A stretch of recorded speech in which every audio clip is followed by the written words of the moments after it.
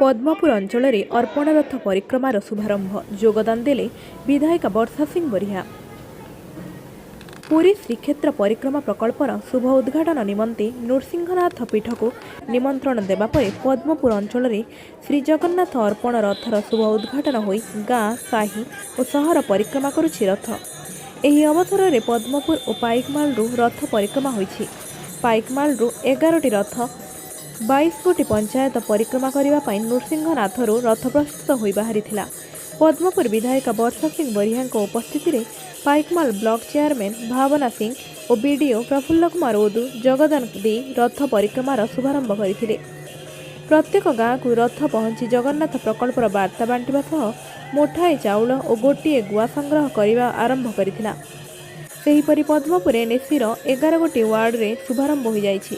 NAC कार्यालय परिसर में प्रथम विधायिका वर्षा सिंह बरिहा कार्यनिर्वाही अधिकारी रामचंद्र माझी समेत समस्त काउंसिलर उपस्थिति में रथर पूजार्चना कर शुभारंभ कर प्रथम रजापड़ा स्थित श्री जगन्नाथ मंदिर रथ शुभारंभ हो थानापड़ा मारुतिनगर गोकुलनगर स्वस्तिनगर प्रगतिनगर रानीबंध प्रभृति अंचल में परिक्रमा कर चाउल और गुआ संग्रह कर आज पुणी रथ सहरर अन्य समस्त अंचल परिक्रमा कर एनएसी कार्यालय पहुंचवा कार्यक्रम रही।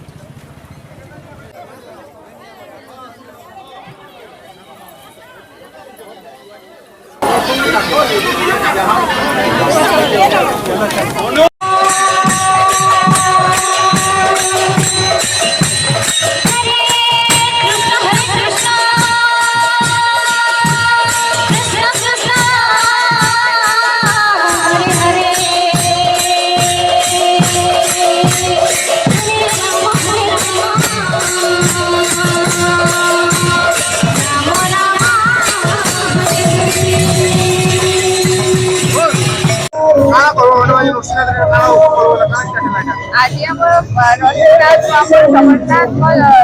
स्टार्ट अर्पण रथ आम 22टा पंचायत खुलवा आम समस्ते सब गाँव स्वागत भी करूँ आम सब माँ भौणी मैंने स्वागत करेंगे चाउल गुआ अर्पण करेंगे श्रीमंदिर मंदिर परिक्रमा प्रकल्प होते समस्ते आम मान सब जगह आम जाओ से जगह पहुंची पार्बा से गोटे आम द्वारा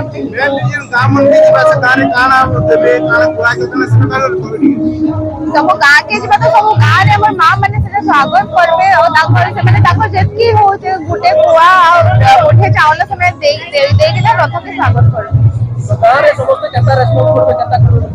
निश्चित भाव गोटे आध्यात्मिक भावना समस्त मन भर जागृत आगे पूरा पूर्ण विश्वास अच्छे कि समस्त सब जाति धर्म भूलिक समस्ते आगे आसिक स्वागत करते।